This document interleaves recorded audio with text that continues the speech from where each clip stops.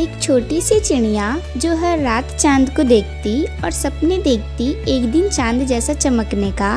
एक रात उसके पंख में चमकदार पत्ता अटक गया जो चांदनी रात में बहुत सुंदर चमक रहा था।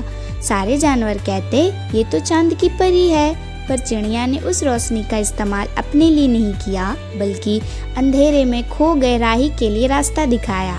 असली जादू चमकने में नहीं होता, किसी और के अंधेरे में रोशनी बन जाने में होता है।